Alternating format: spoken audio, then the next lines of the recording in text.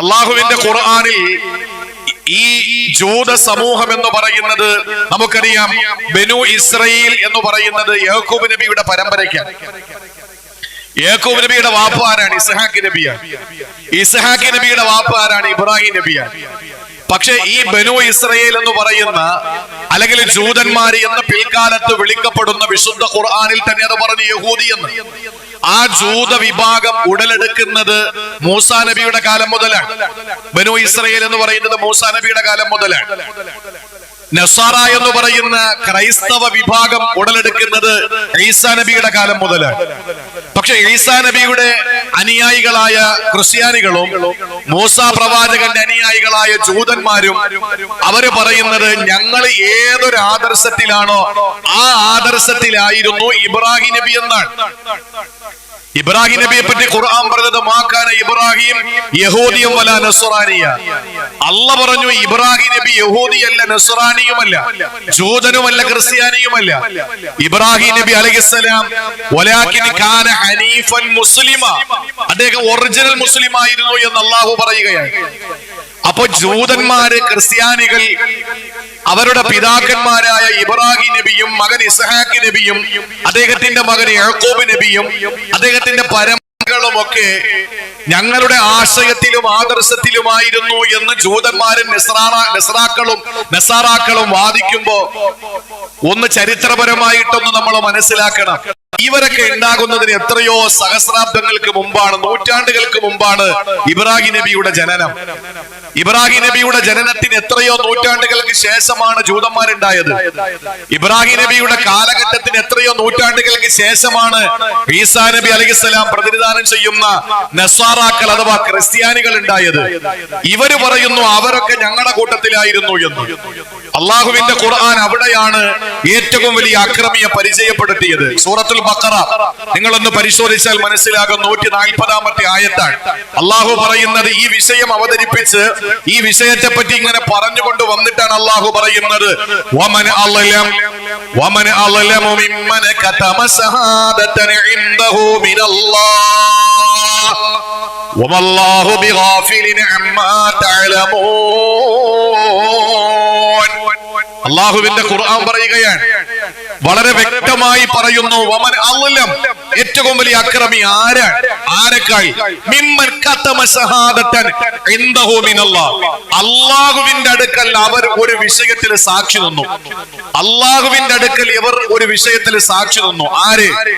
ലോകത്തുള്ള എല്ലാ മനുഷ്യ വിഭാഗവും അല്ലാഹുവിന്റെ അടുക്കൽ സാക്ഷി നിന്നു. ആ സാക്ഷി നിന്നതിന് ശേഷം അതിൽ മാറ്റത്തിരുത്തലുകൾ ഉണ്ടാക്കിയവരെക്കാൾ ഏറ്റവും വലിയ അക്രമി ആരുണ്ട്? ഞാനിത് പറയുന്നത് കേവലം ജൂതന്മാരോ ക്രിസ്ത്യാനികളോ മാത്രമല്ല, ഈ ഷഹാദത്തിൽ വ്യത്യാസം വരുത്തിയത് നമ്മളും വരുത്തിയിട്ടുണ്ട് എന്ന് പറയാൻ വേണ്ടിയിട്ടാണ്. എങ്കിലേ നമ്മുടെ സമുദായവുമായിട്ട് ഈ വിഷയം കണക്ട് ആവും. അള്ളാഹുവിന്റെ പ്രിയപ്പെട്ട പ്രവാചകൻ അഷ്റഫുൽ ഖൽഖ് സല്ലല്ലാഹു അലൈഹി വസല്ലമ തങ്ങൾ ഒരു പ്രവാചകനായി അവസാന ദൂതനായി വരുന്നു എന്ന് വളരെ വ്യക്തമായി ഈ പറയപ്പെട്ട ജൂതന്മാരുടെ വേദപുസ്തകമാകുന്ന തോറ എന്ന തൗറാത്തിനകത്തുണ്ട്. തൗറാത്തിനകത്ത് വളരെ വ്യക്തമായി പറഞ്ഞിട്ടുണ്ട് ഒരു പ്രവാചകൻ വരാനുണ്ട്. ആ പ്രവാചകന്റെ വിശേഷണങ്ങൾ ഇങ്ങനെയാണ്. ആ വിശേഷണങ്ങൾ മൂസാ നബി തന്റെ ജനതയ്ക്ക് ഓതിക്കൊടുക്കുമ്പോ, ചിന്തിക്കണം, തൗറാത്തിൽ മൂസാ നബി അലൈഹിസ്സലാം തന്റെ ജനതയ്ക്ക് മുഹമ്മദ് മുസ്തഫ തങ്ങളുടെയും ആ പ്രവാചകരുടെ അനുയായികളായ ഞാനും നിങ്ങളും അടങ്ങുന്ന ഒരു സമുദായത്തിന്റെ വിശേഷണങ്ങൾ വിശദീകരിച്ചു കൊടുക്കുമ്പോൾ മൂസാ നബി ആഗ്രഹിച്ചു അത്ര മൂസാ നബി ആഗ്രഹിച്ചു, പടച്ചോനെ എനിക്കൊരു പ്രവാചകനൊന്നും ആകണ്ടായിരുന്നു, മുഹമ്മദ് മുസ്തഫ തങ്ങളുടെ അനുയായികളിൽപ്പെട്ട ഒരു സാധാരണക്കാരനായ ഒരു ലോക്കൽ മുസ്ലിം ആയിരുന്നെങ്കിൽ, നമ്മളെ പോലെ സാധാരണക്കാരനായ ഒരു മനുഷ്യനായിരുന്നെങ്കിൽ എന്ന് മൂസാ നബി കൊതിച്ചു പോകാനുള്ള കാരണം ഈ സമുദായത്തിന്റെ പ്രത്യേകതയും മൂസാ പ്രവാചകൻ വായിച്ചു കൊടുത്ത തൗറാത്തിലുള്ള മുഹമ്മദ് മുസ്തഫ തങ്ങളുടെ മൗലിദുമായിരുന്നു, വിശേഷണവുമായിരുന്നു എന്ന് നമുക്ക് തിരിച്ചറിയാൻ കഴിയും. അപ്പോഴാണ് മൂസാ നബിക്ക് പോലും പൂതി ഉണ്ടായത്, ഞാൻ സാധാരണ ഒരു മുഹമ്മദ് നബിയുടെ അനുയായി ആയിരുന്നെങ്കിൽ കൊള്ളാമായിരുന്നു എന്ന് ചിന്തയുണ്ടായത് അപ്പോഴാണ്. അപ്പൊ ഈ നിലയ്ക്ക് ഒരു പ്രവാചകൻ വരുന്നു എന്ന് തൗറാത്തിലൂടെ അവരെ അറിയിച്ചിട്ട് മുഹമ്മദ് നബിയെ ഉൾക്കൊള്ളാൻ അവർ തയ്യാറാകുന്നില്ല. ആര്? ജൂതന്മാർ. ഈ ഇഞ്ചീലിലൂടെ പ്രവാചകരുടെ വിശേഷണം പറഞ്ഞു.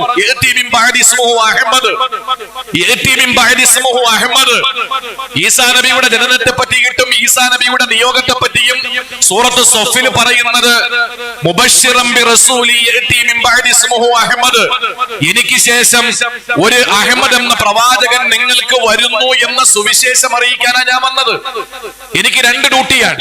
ഒന്ന്, എനിക്ക് മുമ്പ് വന്ന മോസസ് പ്രവാചകൻ സത്യസന്ധനാണ് എന്ന് പറയുക.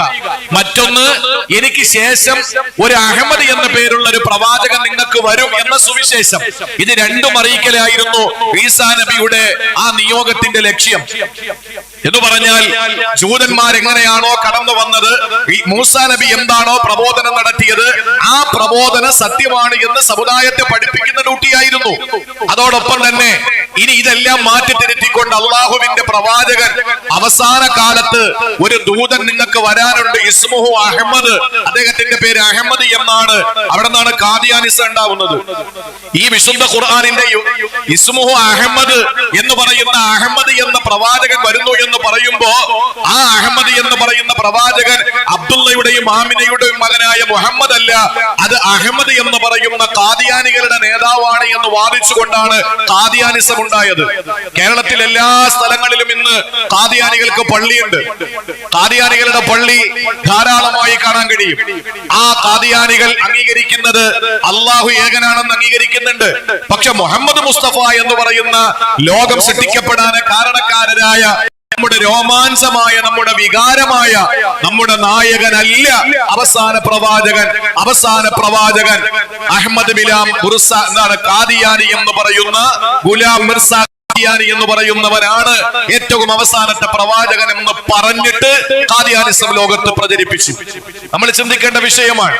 ഇവിടെ അള്ളാഹുവിന്റെ പ്രിയപ്പെട്ട പ്രവാചകന്റെ ആ ഒരു വരവിനെ തൗറാത്തിലും ഇഞ്ചീലിലും വളരെ വ്യക്തമായി പഠിപ്പിച്ചിട്ട് ജൂതനസാറാക്കൽ അത് അംഗീകരിക്കുന്നില്ല. മുഹമ്മദ് നബി അംഗീകരിക്കുന്നില്ല. മുഹമ്മദ് നബി അംഗീകരിക്കുന്ന ജൂതന്മാരെന്താ ചെയ്യുക? ജൂതായിസം മടക്കി വെച്ചിട്ട് അള്ളാഹുവിന്റെ റസൂലിന്റെ ശരീഅത്തിൽ പങ്കാളിയാകും. യഥാർത്ഥ ജൂതന്മാർ എന്താ ചെയ്യുക? മൂസാ നബിയുടെ അനുയായികളായ ജൂതന്മാർ ചെയ്യുന്നത്, ഞാൻ നിങ്ങളിലേക്ക് ഒരു ദൂതനെ അയച്ചു, ആ ദൂതൻ നിങ്ങൾക്ക് ദഅവത്ത് നടത്തിക്കൊണ്ടിരിക്കുമ്പോ എന്റെ പ്രവാചകൻ നിങ്ങൾക്ക് വന്നാൽ, അല്ലാഹു തആല മുഴുവൻ അമ്പിയാക്കളെയും വിളിച്ചിട്ട് പറഞ്ഞ കാര്യമാണ്, ചെറിയ കാര്യമല്ല.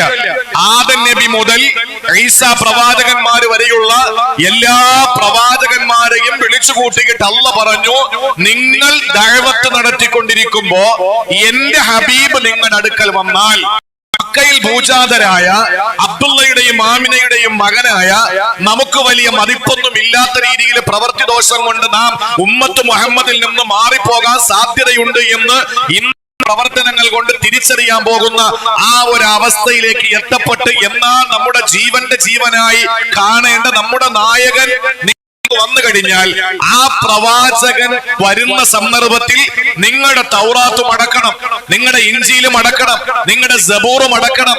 ഇതെല്ലാം മടക്കി വെച്ചിട്ട്, ഏടുകളെല്ലാം മടക്കി വെച്ചിട്ട് പിന്നെ നിങ്ങൾ അംഗീകരിക്കുകയും പിൻപറ്റുകയും ചെയ്യേണ്ടത് ഖുർആനെയാണ് എന്ന് പറഞ്ഞിട്ട് അല്ലാഹു തആല മുഴുവൻ പ്രവാചകന്മാരിൽ നിന്ന് വാക്ക് വാങ്ങുകയും ിൽ നിന്ന് ഈ ഷഹാദത്ത് വാങ്ങുകയും ചെയ്തിട്ടാണ് അള്ളാന്റെ പ്രിയപ്പെട്ട പ്രവാചകരെ മക്കയിൽ 6-ാം നൂറ്റാണ്ടിൽ ഉദയം ചെയ്തത്. അങ്ങനെ ജൂതന്മാരുടെയും ക്രിസ്ത്യാനികളുടെയും ഇടയിൽ വന്നപ്പോ ഞങ്ങൾക്കത് അംഗീകരിക്കാൻ പറ്റില്ല എന്ന് പറഞ്ഞ ആ ജൂതന്മാരാണ് സഹോദരങ്ങളെ ഇന്ന് ഇസ്രയേലിലുള്ളത്. അങ്ങനെയുള്ള ക്രിസ്ത്യാനികളാണ് ഇന്ന് അമേരിക്കയിലുള്ള ബഹുഭൂരിപക്ഷവും. അല്ലാത്തവർ അൽഹംദുലില്ലാഹ് ഇസ്ലാമിലേക്ക് കടന്നു വരുന്നുണ്ട്. എത്ര ജൂതന്മാർ വരിക, എത്ര ക്രിസ്ത്യാനികളാണ് ഇസ്ലാമിലേക്ക് വരുന്നത്? കാരണം അവര് തൗറാത്ത് പഠിച്ചവരാണ്. തൗറാത്ത് കൃത്യമായി പഠിക്കുന്നവർ അവർ ഈ കാലഘട്ടത്തിൽ പറയും, അശ്ഹദു അല്ലാ ഇലാഹ ഇല്ലല്ലാഹ് വ അശ്ഹദു മൂസാ നബിയുല്ലാ റസൂലുള്ളാ എന്നല്ല, അവര് പറയുന്നത് അശ്ഹദു അല്ലാ ഇലാഹ ഇല്ലല്ലാഹ് വ അശ്ഹദു അന്ന മുഹമ്മദർ റസൂലുള്ളാ എന്ന് പറയും. കാരണം എന്തുകൊണ്ട്? അവരുടെ നേതാവ് മൂസാ നബിയിൽ നിന്ന് പോലും അല്ലാഹു വാക്ക് വാങ്ങി, ഷഹാദത്ത് വാങ്ങി, എന്റെ ദൂതൻ നിങ്ങൾക്ക് വരുമ്പോ നിങ്ങളുടെ പെട്ടിയും പണവും മടക്കി വെച്ചിട്ട് മുഹമ്മദ് നബിയെ പിൻപറ്റണം. ഈസാ നബി വരുമല്ലോ, ഡമാസ്കസിലെ വെള്ളമിനാരത്തിന്റെ മുകളിൽ ഖിയാമത്തിന്റെ അടയാളമായി ഇറങ്ങി വരുന്ന ഈസാ പ്രവാചകൻ ഇൻജീൽ നിവർത്തി വെച്ചിട്ടല്ല ഈ ലോകത്ത് പ്രബോധനം നടത്തുക. ഇഞ്ചിയിലല്ല പിന്നെ ഈസാ നബിയുടെ മാനദണ്ഡം. മഹാനായ ഈസാ നബി അലൈഹിസ്സലാം വന്നു കഴിഞ്ഞാൽ ഈസാ നബി അലൈഹിസ്സലാം ഇവിടെ ജീവിക്കുന്നത് ശരീഅത്ത് മുഹമ്മദ് ഖുർആൻ അനുസരിച്ചാണ്. കാരണം എന്തുകൊണ്ട്? അവരുടെ ഡ്യൂട്ടി കഴിഞ്ഞു, നബിതങ്ങൾ വന്നാൽ അവരുടെ ഡ്യൂട്ടി അവസാനിച്ചു. ആ ഒരു ഷഹാദത്ത് കളഞ്ഞു കുളിച്ചവരാണ് ജൂതനസാറാക്കൾ. അവര് പറയുന്നു ഇബ്രാഹിം നബി ഞങ്ങളുടെ ആളാ. അതെങ്ങനെ? ഇബ്രാഹിം നബിയുടെ കാലത്തിന് ശേഷം, നൂറ്റാണ്ടുകൾക്ക് ശേഷം ഉടലെടുത്ത ജൂതന്മാര് പറയാണ് വാപ്പാണ് വാപ്പാണ് വാപ്പാണ് വാപ്പാണ് വാപ്പാക്ക് മുമ്പുള്ള വാപ്പമാര് ഞങ്ങളെ പോലെയായിരുന്നു എന്ന് പറയുന്നു. എന്തൊരു വിരോധാഭാസമാണ്! അവിടെയാണ് ജൂതായിസത്തിന്റെയും നസ്രാനിസത്തിന്റെയും അല്പത്തരം നമുക്ക് മനസ്സിലാക്കാൻ കഴിയുക. ഞാൻ ഇപ്പോഴും പറയുന്നു, എന്റെ വിഷയം അതല്ല. അല്ലാഹു ഏറ്റവും വലിയ അക്രമി ആരാണ്?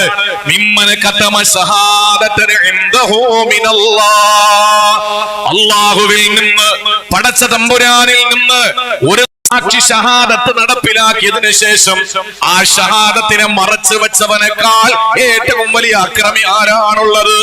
ഏറ്റവും വലിയ അക്രമി ആരാണുള്ളത്? അത് ഒരു ഷഹാദത്ത് മാത്രമല്ല. എനിക്ക് നിങ്ങളോട് പറയാനുള്ളത് വേറൊരു ഷഹാദത്തിനെ പറ്റിയാണ്. ഏതാ ഷഹാദത്ത് എന്നറിയോ? വിശുദ്ധമായ ഖുർആൻ സൂറത്തുൽ അഅറാഫിൽ പറയുന്നുണ്ട്, ഒരു ഷഹാദത്ത് അല്ലാഹു എന്നിൽ നിന്നും നിങ്ങളിൽ നിന്നും വാങ്ങി. എന്താ ഷഹാദത്ത്? മഹാനായ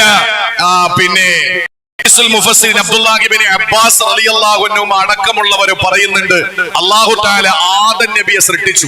ആദ്യ മനുഷ്യനാണ്. ആദം നബിയെ പടച്ചതിന് ശേഷം ആദം നബിയുടെ മുതുകിലൊന്ന് അല്ലാഹു തടകി. ഈ തടകുന്നതോടുകൂടി ലോകം അവസാനം വരെയുള്ള മുഴുവൻ മനുഷ്യന്റെയും റൂഹുകൾ പുറത്തു വന്നു. റൂഹുകളാണ്, ശരീരം വന്നില്ല. എല്ലാ ആളുകളുടെ റൂഹും പുറത്തു വന്നു. ഹിറ്റ്ലറുടെ വന്നു, മുസോളിനിയുടെ വന്നു, നമ്രൂദിന്റെ വന്നു, ഫിർഔന്റെ വന്നു, ഖാറൂന്റെ വന്നു, ഹാമാന്റെ വന്നു. ലോകത്തുള്ള അടക്കി ഭരിച്ച അലക്സാണ്ടർ ചക്രവർത്തി അടക്കമുള്ള ലോകത്തുള്ള മുഴുവൻ അക്രമികളുടെയും എല്ലാ മനുഷ്യരുടെയും റൂഹുകൾ അല്ലാഹു പുറത്തേക്ക് എടുത്തു. എന്നിട്ടെന്താ ചെയ്തെന്നറിയോ? അല്ലാഹു അവരോട് ചോദിച്ചു, ആത്മാക്കളുടെ ലോകം 5 ലോകമുണ്ട്. നമ്മൾ 3ാമത്തെ ലോകത്തിലാണ്. ഇത് തിരിച്ചറിയാൻ നമ്മൾ തിരിച്ചറിയാനുള്ള ഒരു അവസ്ഥ അല്ലെങ്കിൽ അവസരം കണ്ടെത്തുന്നില്ല എന്നുള്ളതാണ്. നമ്മൾ 3ാമത്തെ ലോകത്തിലാണ്. ആലമുൽ അർവാഹ് എന്ന് പറയുന്ന ഒരു ലോകം ഉണ്ടായിരുന്നു. ആ ലോകത്തിൽ നമ്മുടെ ഒക്കെ റൂഹുകൾ എല്ലാം ഒരുമിച്ച് കൂടി. നിങ്ങൾക്കറിയോ, ആ റൂഹുകൾ പരസ്പരം കണ്ടിട്ടുണ്ടെങ്കിൽ ഭൂമിയിൽ വന്നാൽ പരസ്പരം പരിചയപ്പെടുമെന്ന് അഷ്റഫുൽ ഖൽഖ് സല്ലല്ലാഹു അലൈഹി വസല്ലം പഠിപ്പിക്കുകയാണ്.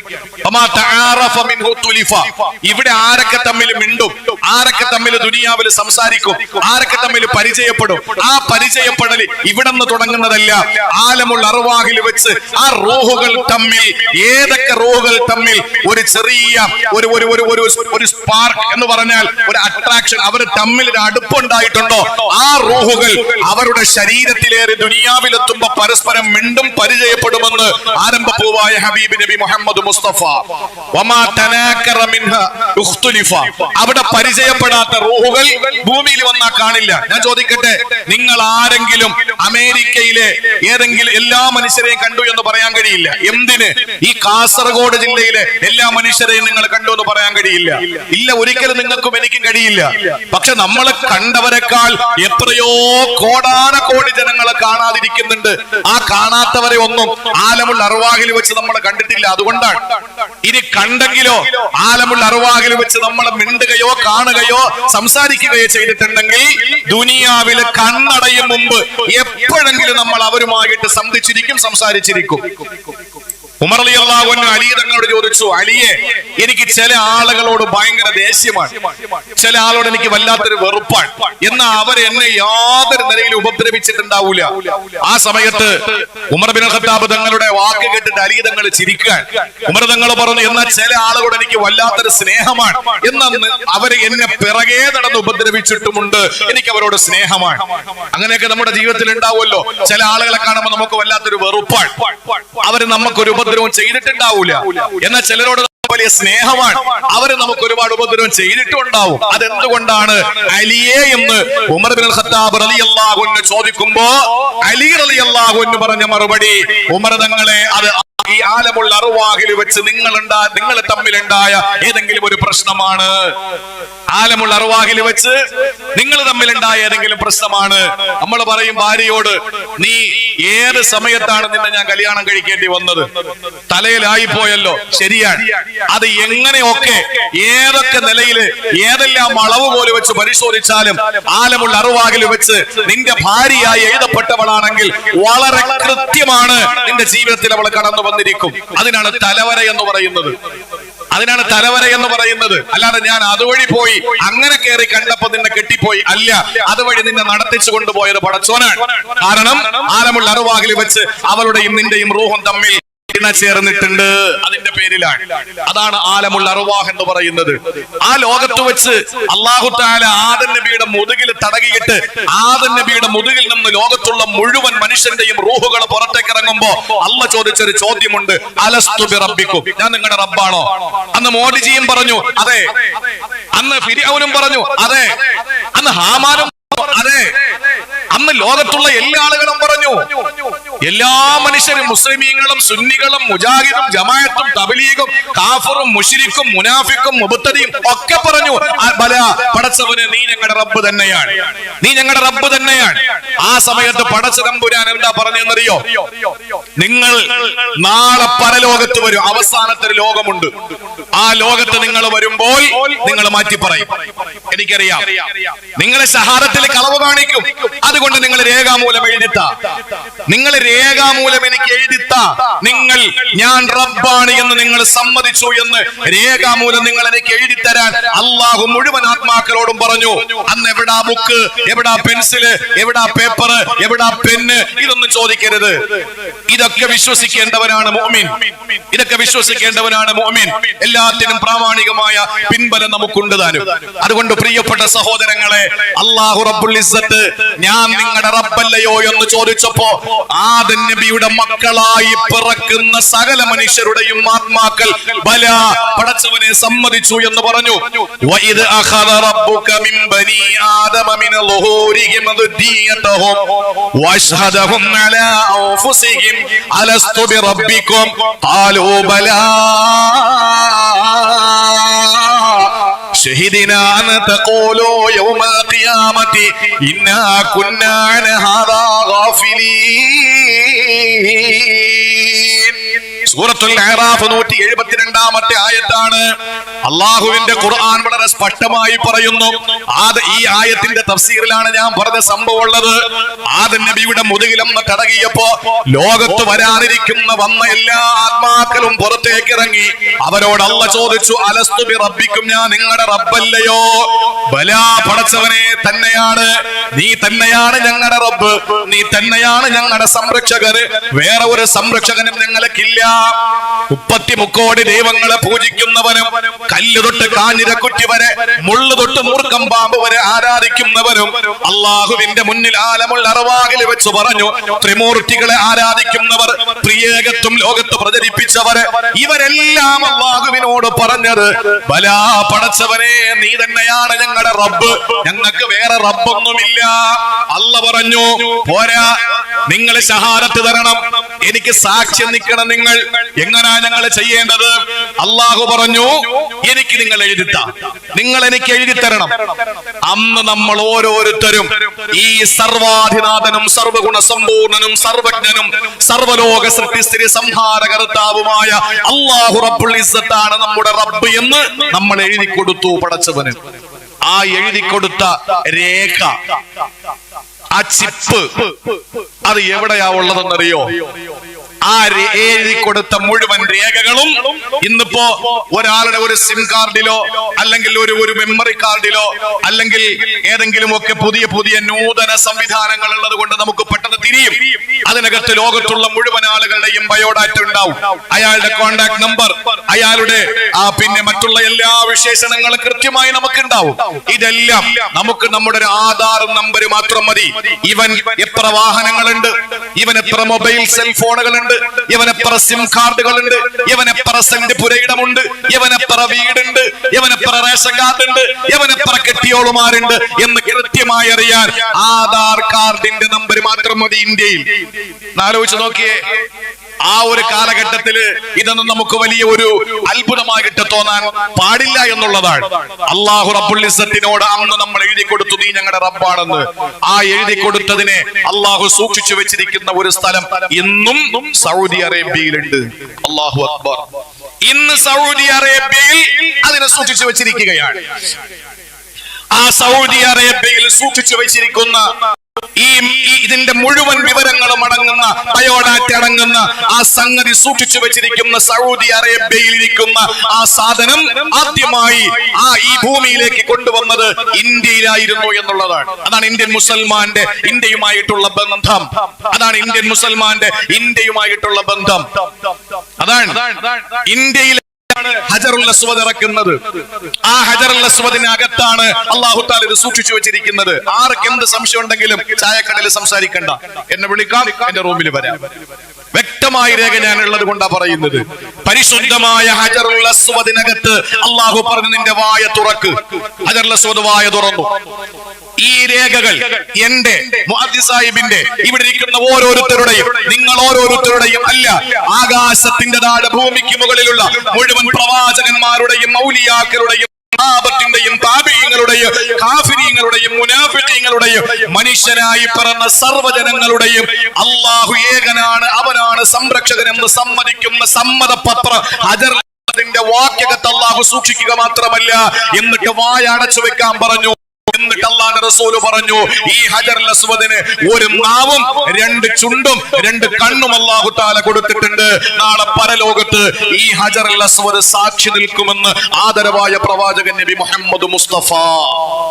എന്നിട്ടോ നമ്മൾ ഹജറുൽ അസ്വദിന്റെ മുന്നിലെത്തുമ്പോ എന്ത് ദുആയാ പറയുന്നത്? ചിന്തിക്കണം. ഹജറുൽ അസ്വദിന്റെ മുമ്പിലെത്തുമ്പോ നമ്മൾ പറയുന്ന ഒരു പ്രാർത്ഥനയുണ്ട്.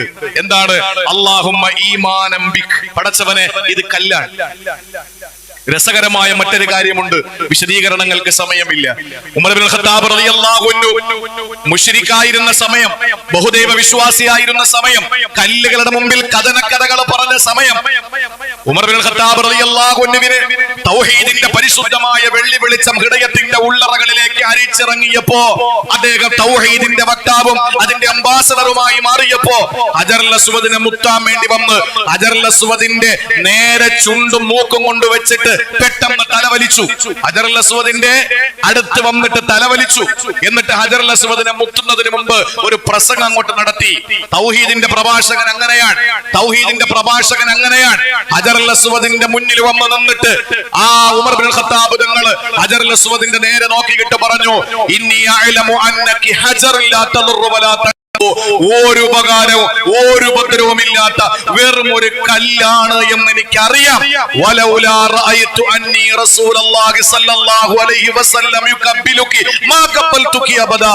എന്റെ നായകൻ അഷ്റഫുൽ ഖൽഖ് നിന്നെ മുത്തുന്നത് കണ്ടതുകൊണ്ടാ ഞാൻ നിന്നെ മുത്താൻ പോകുന്നത്. ഇല്ലെങ്കിൽ നിന്നെ ഞാൻ ചുംബിക്കില്ലായിരുന്നു. എന്റെ റസൂൽ നിന്നെ മുത്തുന്നത് ഞാൻ കണ്ടു, അതുകൊണ്ട് ഞാൻ നിന്നെ മുത്തുകയാണ്. നീ ഒരു ഉപകാരവും ചെയ്യില്ല, ഒരു ഉപദ്രവവും ചെയ്യില്ല. കോളറിൽ തൂക്കി അങ്ങെടുത്തു അലി ബിൻ അബി ത്വാലിബ് റളിയല്ലാഹു അൻഹു. എന്താ ഉമറേ നീ പറഞ്ഞത്? ആരെ പറ്റിയായി പറയുന്നത്? ഹജറുൽ അസ്വദ് ഉപകാരമില്ലെന്നാണോ? ഹജറുൽ അസ്വദ് ഉപദ്രവമില്ലെന്നാണോ? ഈ ഹജറുൽ അസ്വദിനകത്തല്ലേ മുഴുവൻ മനുഷ്യന്റെയും അല്ലാഹു ഏകനാണെന്ന സമ്മതപത്രം അല്ലാഹു സൂക്ഷിച്ചു വെച്ചിരിക്കുന്നത്? നാളെ പരലോകത്ത് സാക്ഷി നിൽക്കൂലേ? നാളെ പരലോകത്ത് ഒരാളുടെ വിജയ പരാജയങ്ങളെ നിർണയിക്കുന്നതിൽ ഏറ്റവും പ്രമുഖമായ പങ്ക് ഈ ഹജറുൽ അസ്വദ് വഹിക്കൂലേ? അതുകൊണ്ട് പിന്നെ ഉപകാര ഉപദ്രവം ചെയ്യാത്ത കേവലം ഒരു കല്യാണം എങ്ങനെ പറയാൻ തോന്നി ഉമറേ എന്ന് ചോദിച്ചിട്ട് അലി റളിയല്ലാഹു അൻഹു അവിടെ ശക്തമായി ഉമർ തങ്ങളെ താക്കീത് കൊടുക്കുകയാണ്. ഉമർ ഇബ്നുൽ ഖത്താബ് റളിയല്ലാഹു അൻഹു അത്ഭുതത്തോടെ കേട്ടു നിന്നു. അതാ പറഞ്ഞത്, ഒരു മനുഷ്യന്റെ റൂഹ് പടച്ചവൻ ഏകനാണെന്ന് സമ്മതിച്ച ആ സമ്മതപത്രം ഹജറുൽ അസ്വദിനകത്തുണ്ട്. ആ ഹജറുൽ അസ്വദ് നാളെ പരലോകത്ത് സാക്ഷി നിൽക്കും. അല്ലാഹുവേ, എന്നെ ചുംബിച്ചു, എന്നെ തൊട്ടുമുട്ടി, എന്നെ ദൂരെ നിന്ന് കമ്പിൽ എന്നെ സ്പർശിച്ചിട്ട് ആ കമ്പിന്റെ അഗ്രഭാഗത്ത് മുത്തി. അതിന് കഴിയാതെ വന്ന് തിരക്ക് കൂടിയപ്പോ അങ്ങ് ദൂരേക്ക് മാറി നിന്ന് അത് എന്നിലേക്ക് കൈ ചൂണ്ടിയിട്ട് ആ കൈവെള്ളയിൽ മുക്കിയവനാണ് ഇവനെ രക്ഷപ്പെടുത്തണമെന്ന് പറയുമെന്നല്ലേ ഈമാനം ബിക് വതസ്ദീഖൻ ബികിതാബിക് വവഫാഅൻ ബിഅഹദിക് വത്തിബാഅൻ ലിസുന്നത്തി റസൂലിക് എന്ന് പറഞ്ഞല്ലേ ഹജറുൽ അസ്വദിന്റെ മുമ്പിൽ നിന്ന് മത്താഫിൽ തവാഫ് ചെയ്യുന്നത്. എന്താ അതിന്റെ അർത്ഥം? പടച്ചോനെ നിന്നോട് ചെയ്ത കരാറിന്റെ പൂർത്തീകരണമാണ്. നീ ഏകനാണെന്ന് പറഞ്ഞപ്പോൾ നീ ഏകനാണ് എന്ന് സമ്മതിച്ചുകൊണ്ട് ഞാനിതാ നിന്റെ മുന്നിൽ എത്തിയിരിക്കുന്നു എന്ന് പറഞ്ഞ ആ സാക്ഷ്യപത്രം ഒന്നാലോചിച്ച് നോക്ക്. അള്ള ഏകനാണെന്നും അവനാണ് നമ്മുടെ കാര്യങ്ങൾ നിയന്ത്രിക്കുന്നതെന്നും വിശ്വസിച്ച് റബ്ബിന് സാക്ഷ്യം ഞാനും നിങ്ങളും ഇന്ന് കള്ളസാക്ഷികളായി മാറിയില്ലേ? അപ്പൊ നമ്മളെക്കാൾ അക്രമി വേറെ ആരാ ഉള്ളത്? എന്തിനാ ജൂതന്മാരെ മാത്രം പറയുക? എന്തിനാ നസാറാക്കളെ മാത്രം പറയുന്നത്? അല്ലാഹുവേ നീ ഞങ്ങളുടെ റബ്ബാണ്, നീ അല്ലാതെ വേറൊരു റബ്ബും ഖാലിഖും റാസിഖും മാലിക്കും ഇല്ല എന്ന് പടച്ചവന്റെ മുമ്പിൽ ആലമുൽ അർവാഹിൽ വെച്ച് പറഞ്ഞു. അതിനുശേഷമാണ് ആലമുൽ അർഹാം എന്ന രണ്ടാമത്തെ ലോകമായ ഉമ്മയുടെ ഗർഭാശയത്തിലെത്തിയത്. അവിടെ നിന്ന് മൂന്നാമത്തെ ലോകമാകുന്ന ആലമുൽ അജ്സാം എന്ന ദുനിയാവിലെത്തി. ഇനി ആലമുൽ ബർസഖ് എന്ന ഖബറിലേക്ക് പോകണം. അതുവഴി നേരെ ആലമുൽ ആഖിറ എന്ന അഞ്ചാമത്തെ ലോകത്തിലേക്ക് പോകണം. ആ അഞ്ചാമത്തെ ലോകത്തിൽ ചെല്ലുമ്പോ വിജയിക്കണമെങ്കിൽ മൂന്നാമത്തെ ലോകം നമ്മൾ വളരെ കൃത്യമായി ഷഹാദത്തിൽ കളവ് ചേർക്കാൻ പാടില്ല, കള്ളത്തരം കാണിക്കാൻ പാടില്ല. ഏത് ഷഹാദത്ത്? ഒന്നാം ലോകത്തിൽ വെച്ച് നമ്മൾ അള്ളാഹുവിന് കൊടുത്ത ആ സാക്ഷ്യപത്രത്തിൽ മൂന്നാം ലോകത്തിൽ വെച്ച് കളവ് കാണിക്കാതിരുന്നാൽ അഞ്ചാം ലോകത്തെല്ലുമ്പോ നമുക്ക് വിജയിക്കാൻ കഴിയും. ഇന്ന് നമ്മൾ അതിൽ വളരെ ഗുരുതരമായ മാറ്റമുണ്ടാക്കി. നേരം വെളുക്കുന്നവൻ മുഅ്മിൻ, വൈകുന്നേരമാകുമ്പോ കാഫിർ. പ്രഭാതം പൊട്ടി വിടരുമ്പോ സത്യവിശ്വാസി, പ്രദോഷത്തിലോ സത്യനിഷേധി. രാവിലെ അവൻ കാഫിർ, വൈകുന്നേരം അവൻ മുഅ്മിന്. അതാണ് മനുഷ്യന്റെ ആ ഒരു അവസ്ഥ മാറിക്കൊണ്ടിരിക്കും. അല്ലാഹു തആല ഒരു കാര്യം കൂടി പറഞ്ഞു, ഞാൻ അവസാനിപ്പിക്കുകയാണ്. നമ്മൾ അല്ലാഹുവിനോട് ചെയ്തൊരു ഷഹാദത്തുണ്ട്, ആ ഷഹാദത്ത് മറച്ചു വെച്ചിരിക്കാൻ. അല്ലാഹുവേ നീ തന്നെയാണ് ഞങ്ങളുടെ റബ്ബ്. നമ്മൾ പറയുന്നു അല്ല, കോടികളാണ് നമ്മുടെ റബ്ബ്. പണം ഉണ്ടെങ്കിൽ ജീവിക്കാൻ പറ്റൂ, അല്ലടോ അല്ല ഉണ്ടെങ്കിൽ നമുക്ക് ജീവിക്കാൻ പറ്റും. നമ്മൾ ചില ആളുകൾ അധികാരമാണ് റബ്ബ്. പടച്ചോനെ അധികാരമില്ലെങ്കിൽ എന്ത് ചെയ്യാൻ കഴിയും? ഞാൻ എങ്ങനെ ജീവിക്കും അധികാരമില്ലെങ്കിൽ? അല്ല ഉണ്ടല്ലോ, ആ ഒരു ചിന്തയില്ല. ചില ആളുകൾക്ക് ആരോഗ്യമാണ് റബ്ബ്. അവർ പറയും ആരോഗ്യം ഇല്ലെങ്കിൽ പിന്നെ എങ്ങനെ ജീവിക്കും? എന്തിന്? അല്ല ഉണ്ടല്ലോ, അല്ലാഹു ഉണ്ടല്ലോ. ഇതിൽ നമ്മൾ വഞ്ചന കാണിച്ചാൽ അല്ല ചോദിക്കുന്നു, നിന്നക്കൽ അക്രമി ആരുണ്ടടാ? നീ അള്ളാഹുവിനോട് ചെയ്ത ഷഹാദത്തിനെ മറച്ചു വെച്ചില്ലേ? ഒന്ന് ആലോചിച്ച് നോക്കിയേ. അള്ളാഹുവിനോട് ചെയ്ത ഷഹാദത്തിനെ മറച്ചു വെച്ചില്ലേ? അല്ലാഹു തആല ഇതൊക്കെ എഴുതി കൃത്യമായി നമ്മളിൽ നിന്ന് വാങ്ങിയിട്ട് അള്ളാഹു ഒരു കാര്യം കൂടി അവിടെ പാസ്സാക്കി. എന്താണെന്നറിയോ? അല്ലാഹു തആല കൂടിയ മുഴുവൻ ആത്മാക്കളോടും പറഞ്ഞു, എനിക്കൊരു സുജൂദ് ചെയ്തിട്ട് പൊയ്ക്കോളാൻ പറഞ്ഞു. എവിടെ വെച്ചാ? പള്ളിയിൽ വെച്ചല്ല, ഉമ്മാടെ ഉദരത്തിനകത്ത് വെച്ചല്ല, ആലമുൽ അർവാഹ് എന്ന ഒന്നാം ലോകത്തിൽ വെച്ച് അല്ലാഹു പറഞ്ഞു, എനിക്കൊരു സുജൂദ് ചെയ്തിട്ട് പൊയ്ക്കോളാൻ. ആളുകൾ മുഴുവൻ ആത്മാക്കളും നിൽക്കുന്നതിനിടയിൽ പകുതി ആളുകൾ സുജൂദ് ചെയ്തു. ആ സുജൂദ് ചെയ്ത ആളുകൾ ഉണ്ടല്ലോ, തല ഉയർത്തിയപ്പോൾ സുജൂദ് ചെയ്യാത്ത പകുതി ആളുകളെ കാണുകയാണ്. ഞാൻ മുമ്പൊരിക്കൽ ഇവിടെ പറഞ്ഞിട്ടുണ്ട് ഈ വിഷയം. ആ 100% 50% ആളുകൾ സുജൂദ് ചെയ്തു. അങ്ങനെ വെച്ചോ കണക്ക്. 100 പേരാണെന്ന് വെച്ചോ, 50 പേര് സുജൂദ് ചെയ്തു. സുജൂദ് ചെയ്ത് തല ഉയർത്തി നോക്കിയപ്പോ സുജൂദ് ചെയ്യാത്ത 50 പേരെ കണ്ടപ്പോൾ ഈ സുജൂദ് ചെയ്തതിൽ 25 ആളുകൾ പറഞ്ഞു, അല്ലാഹുവേ എത്ര നന്ദി രേഖപ്പെടുത്തിയാലും മതി വരില്ല. നീ സുജൂദ് ചെയ്യാൻ പറഞ്ഞപ്പോ ആ നിമിഷ സുജൂദ് ചെയ്യാൻ എനിക്ക് കഴിഞ്ഞല്ലോ, അൽഹംദുലില്ലാ, നന്ദിയായിട്ടിരിക്കട്ടെ. ഒരു സുജൂദ് കൂടി അങ്ങോട്ട് കാഴ്ചവെച്ചു. അവരെ സംബന്ധിച്ച് പറയുന്നു, അവർ ജീവനോ മോമിനായി ജീവിക്കുന്നു, മോമിനായി ജനിക്കുന്നു. യൂലദു മുഅ്മിന വയമൂതു മുഅ്മിന, ജനിക്കുന്നത് മോമിനായി മരിക്കും. അല്ലാഹു ആ വിഭാഗത്തിൽ നമ്മളെ ഉൾപ്പെടുത്തട്ടെ. നമ്മൾ ജനിച്ചത് എന്തായാലും മോമിനായിട്ടാണ്. അല്ലാഹു മരിക്കുന്നത് ഈമാനോടുകൂടി മരിക്കാനുള്ള തൗഫീക്ക് തരട്ടെ. പിന്നെ 25 പേരില്ലേ പകുതി, അവര് ചിന്തിക്കുകയാണ്, പടച്ചോനെ മണ്ടത്തരായി പോയല്ലോ. സുജൂദ് ചെയ്യാൻ പറഞ്ഞപ്പോ ഉടനെ അങ്ങ് വീഴണ്ടായിരുന്നു, ചെയ്യാതിരിക്കുന്ന പകുതി പേരില്ലേ അവരെ പോലെ ആയില്ലല്ലോ എന്ന് പറഞ്ഞു. പക്ഷെ അവർ ഒരു സുജൂദ് ചെയ്തു. ചെയ്യാൻ പറഞ്ഞപ്പോ സുജൂദ് ചെയ്തു. തല ഉയർത്തിയിട്ട് ചെയ്തതിൽ ഖേദമുണ്ടായി. അവർ മോമിനായി ജനിക്കും, പക്ഷേ കാഫിറായിട്ട് മരിക്കുമെന്ന് ആദരവായ പ്രവാചകൻ നബി മുഹമ്മദ് മുസ്തഫ. അല്ലാഹു നമ്മളെ കാത്തുരക്ഷിക്കട്ടെ. അങ്ങനെയാണെങ്കിൽ നമ്മൾ പോയി, നമ്മുടെ കാര്യം നഷ്ടമാണ്. സുജൂദ് ചെയ്യാതെ 50 പേര് നിന്നില്ലേ പകുതി ആളുകൾ. ആ 50% വരുന്ന ആളുകളിൽ പകുതി ആളുകൾ ചിന്തിച്ചു, പടച്ചോനെ മണ്ടത്തരം പറ്റിപ്പോയല്ലോ, സുജൂദ് ചെയ്യാൻ പറഞ്ഞപ്പോ അപ്പോഴങ്ങ് സുജൂദ് ചെയ്യേണ്ടതായിരുന്നല്ലോ എന്ന കുറ്റബോധമുണ്ടായവർ കാഫിറായിട്ട് ജനിക്കുന്നുണ്ട്. പക്ഷേ അവർക്ക് ഈമാൻ കൊടുത്ത അല്ലാഹു തആല മുഅ്മിനായി മരിപ്പിക്കുമെന്ന് ആരംഭപ്പൂവായ ഹബീബ് നബി മുഹമ്മദ് മുസ്തഫ. അവരാണ് ഇവോൺ റിഡ്ലി, ഈദർ മാത്യൂസ്, കേശീസ് ക്ലേ എന്ന മുഹമ്മദ് അലി, കമലാ സുറൈ എന്ന മാധവിക്കുട്ടി, ഫാത്തിമ ശബരിമല എന്ന നമ്മുടെ സഹോദരി, ഇങ്ങനെ അടക്കമുള്ള എത്ര ആളുകൾ ഇസ്ലാമിലേക്ക് കടന്നു വന്നു. അവർ ആലമുൽ അർവാഹിൽ വെച്ച് ആദ്യ സുജൂദ് ഒഴിവാക്കിയിട്ട് രണ്ടാമത് ചെയ്യാൻ കഴിഞ്ഞില്ലല്ലോ എന്ന കുറ്റബോധത്തിൽ നിന്നുടലെടുത്ത ആ സുജൂദ് ചെയ്തവരാണ്. അവര് കാഫിറായിട്ട് ജനിച്ചു, പക്ഷേ മോമിനായിട്ട് അവർക്ക് മരിക്കാൻ കഴിഞ്ഞു. അള്ളാഹു നമുക്ക് നമ്മുടെ സഹോദരങ്ങൾക്ക് ഹിദായത്ത് കൊടുക്കട്ടെ. എന്നാൽ യാതൊരു കുറ്റബോധവുമില്ലാതെ ഞങ്ങൾ മനഃപൂർവ്വം ചെയ്യാത്തത് തന്നെ, ഞങ്ങൾക്കതിൽ കുറ്റബോധങ്ങളൊന്നുമില്ല, ഞങ്ങൾ മനഃപൂർവ്വം ചെയ്യാത്തതാണ് എന്ന ദുർവാശിയോടെ സുജൂദ് ചെയ്യാതെ മാറി നിന്ന ആ വിഭാഗത്തിൽ പകുതി ആളുകൾ എന്നെ കൊണ്ട് പറ്റില്ല എന്ന് വാദിച്ചവർ യൂലദു കാഫിറ യമൂതു കാഫിറ, അവർ ജനിക്കുന്നതും കാഫിറായി മരിക്കുന്നതും കാഫിറായിട്ടാണ്.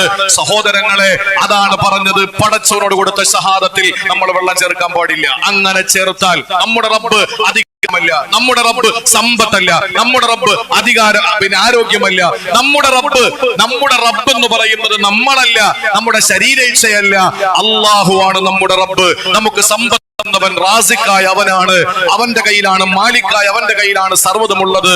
അവനാണ് നമ്മുടെ സൃഷ്ടാവ് ഖാലിഖ്, അവനാണ് മുഹി, അവനാണ് മുമീത്ത്.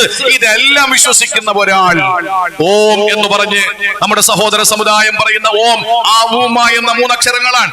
ആ എന്ന് പറഞ്ഞാൽ അജയ്യൻ, ഊ എന്ന് പറഞ്ഞാൽ ഉദ്ധാരകൻ, മാ എന്ന് പറഞ്ഞാൽ മരിപ്പിക്കുന്നവൻ. ആ ഊമ എന്ന മൂന്ന് അക്ഷരങ്ങളുടെ സംജ്ഞയാണ് സംസ്കൃതത്തിൽ ഓം എന്ന് പറയുന്നത്. ഔം എന്നാണ്. ആ ഓം എന്ന് പറയുന്നത് അജയ്യൻ, ഉദ്ധാരകൻ, മരിപ്പിക്കുന്നവൻ എന്നാണ്. മുഹി, ഖാലിഖ്, മുമീത്, അതാണ് പടച്ച തമ്പുരാൻ.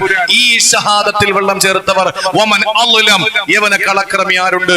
കഴിഞ്ഞ വെള്ളിയാഴ്ച പറഞ്ഞു, പള്ളിയിൽ പ്രശ്നമുണ്ടാക്കുന്നവർ, പള്ളിയിൽ നജസ് കടന്നാൽ എടുത്തു മാറ്റാത്തവർ, പള്ളിയിൽ ഇബാദത്തിന് തടസ്സം നിൽക്കുന്നവൻ, അവനാണ് ഏറ്റവും വലിയ അക്രമി. അതേ അധ്യായം രണ്ടാമത് പറഞ്ഞു, അള്ളാഹുവിന് കൊടുത്ത ഷഹാദത്തിൽ വെള്ളം ചേർക്കുന്നവനാണ്. അള്ളാഹു നമ്മളെ ആ അപകടത്തിൽ നിന്ന് കാത്തുരക്ഷിക്കുകയും അള്ളാഹുവിന് വേണ്ടി ജീവിച്ച് അവന് വേണ്ടി മരിക്കാൻ അള്ളാഹു നമുക്ക് തൗഫീഖ് നൽകി അനുഗ്രഹിക്കുമാറാവട്ടെ. വആഖിറു ദഅ്വാനാ അൽഹംദുലില്ലാഹി റബ്ബിൽ ആലമീൻ. അസ്സലാമു അലൈക്കും വറഹ്മത്തുള്ളാഹി വബറകാതുഹു.